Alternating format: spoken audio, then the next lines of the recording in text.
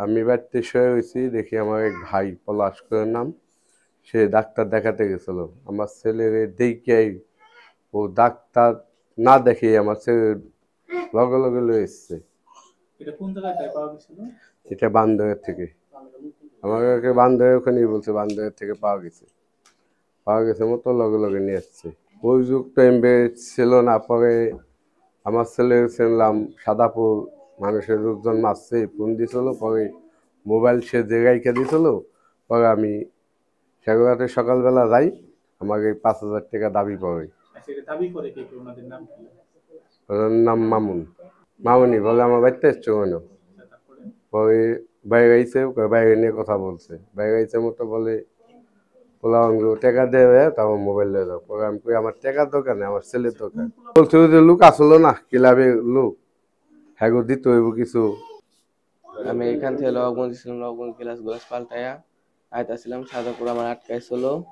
আটকানোর পর আমার কাছ থেকে মোবাইল কায়দা করে নিয়া পরে সাদাপুর মারছিল, বলতো যে দু একটা নাতি নতি ছিল আমার অপারেশন করার এখানে। ওই যে ওখানে দিয়ে আমি বমিও করে দিছিলাম।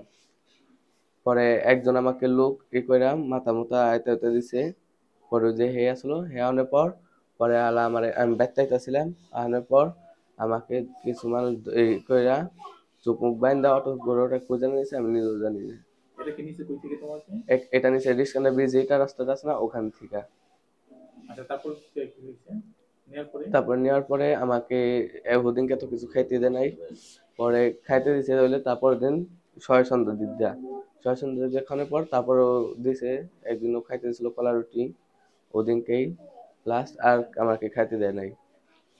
এই যে গতকালকে আমাকে এক ইয়ে নামাই দিছে এক চিবির ভিতরে, যে হাতের বান হালকা করে বেঁধে দিছিল। হেরা বেঁধে দেওয়ার পর চোখ আমি নিজেই খুলছি। হাত খোলার পর? হ্যাঁ। আর তারপরে তোমাকে পাইলো কেমনে বা দেখলো কেমনে? আমাকে দেখছে পরে, আমি ওদিক থেকে একা একা হাইটা হাইটা হাইটাছিলাম। পরে আমার এক কাকা দেখছে, ও কাকায় ডাক্তার দেখাইতে চলে যাবে মনে হয়। পরে ওই যে হে আমার একবার বাসায় লয়ে আইছে। এই যে এখানে দিছিল আমাকে দোষ করার সময়, ওখানে চোখ বান্ধব আগে দিছিল রিস্কান্দা ব্রিজের এখানে, যে সঙ্গে আমাকে চোখ বান্ধা লয়ে যায়। সেদিনকে আমাকে আঘাত করছিল যে না এখানে পেটে, গলায়, আর পুরা সাইজ সুট আমার লীলদার দিকে পুরা কালায় নেয়। এখন তুই কালায় নেয়। আমি যেমন একটানা শুয়ে থাকতে পারি না, পুরা হাত পাও কালায় নেয়, মাথা মতো ব্যথা করে, চিরিক পারে গিটি গুটি। তোমাদের আটকে রাখার কারণটা কি? আমি নিজেও জানি না। কি সঙ্গে কোনো পার্সোনাল শত্রুতা আছে? গত 2 মাস ধরে আমি ঘর থেকে বাইরে না। আমার ছেলেকে পাওয়ার পর আমরা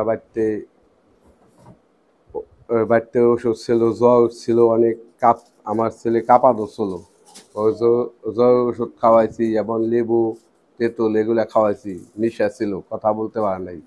আমার ছেলেকে বাড়িতে ট্রিটমেন্ট করছি।